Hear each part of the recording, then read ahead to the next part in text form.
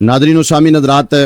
ہمارے ساتھ قبلہ ماشاءاللہ کسی تعارف کے محتاج نہیں ہیں، اکثر آپ کتب میں ان کا نام پڑھتے ہیں اور جانی پہچانی شخصیت ہیں ماشاءاللہ، اور مصنف کتب کثیرہ ہیں، بہت زیادہ ماشاءاللہ آپ نے کتابیں لکھی ہیں، اور خاص طور پہ آپ درس نظامی کے اندر جو ہدایہ شریف کی کتاب پڑھائی جاتی ہے اس کے شارح بھی ہیں، شارح ہدایہ ہیں ماشاءاللہ، اور اس وقت ہمارے درمیان تشریف فرمایا۔ حضور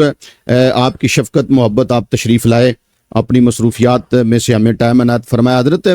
فطرانہ کچھ لوگوں نے ادا کر دیا ہے، کچھ ادا کرنے کی تیاری میں ہیں، کچھ آہستہ آہستہ ادا کرنے کی طرف آئیں گے، تو میں چاہوں گا کہ اس حوالے سے ہم اپنے ناظرین کو فطرانے کے حوالے سے اس کا حضور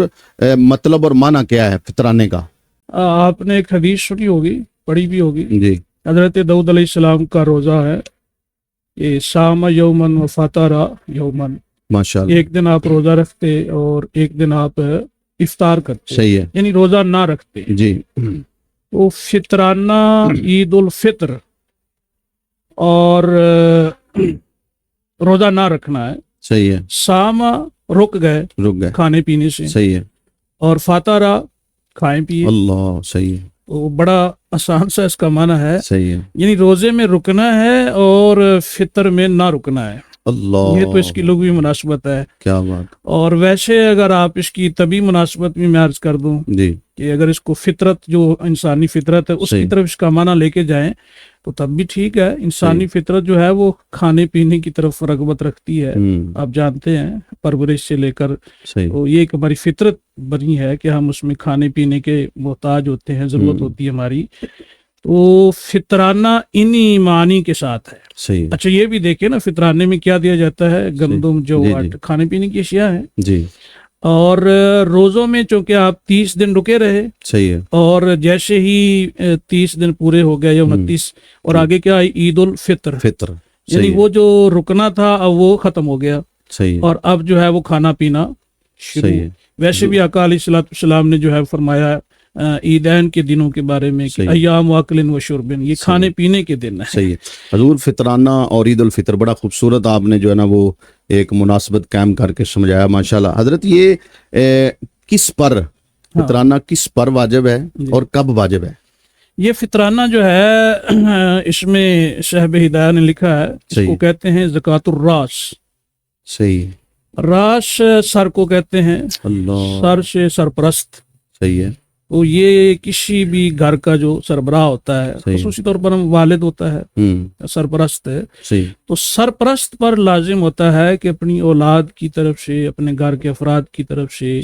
اگر غلاموں کا دور ہوتا تھا پہلے، غلامی کا دور ہے تو غلام ہے تو ان کی طرف سے فطرانہ جو ہے وہ ادا کرے۔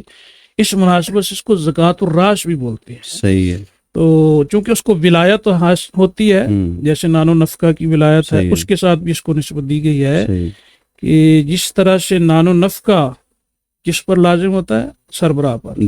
اسی طرح فطرانے کی ادائیگی بھی جو ہے وہ سربراہ کے ذمہ لازم ہے۔ اور یہ بخاری مسلم، یہ کتب حدیث کے اندر جو ہے مشہور حدیث ہیں، آقا علیہ السلام نے فرمایا ہر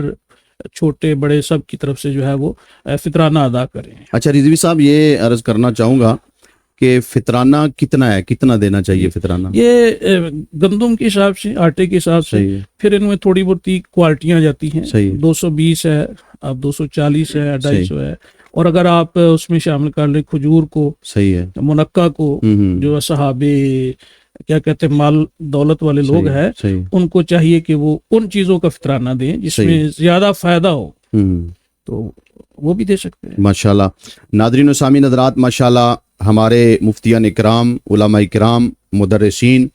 اور ماشاءاللہ جو جوابات ارشاد فرما رہے ہیں، یقینی طور پہ آپ یہ ذہن نشین بھی کر رہے ہوں گے اور نوٹ بھی کر رہے ہوں گے۔ انشاءاللہ ہم علماء جو ہیں ان سے استفادہ حاصل کریں گے۔ مزید اور بھی سوالات ہیں اور انشاءاللہ ان کے خوبصورت اور دلائل سے مزین جوابات ہم اپنے علماء کرام سے، مفتیان کرام سے ضرور لیں گے، اور یہ ہمارے اس سفر میں الحمدللہ ابھی ہمارے ساتھ ہیں۔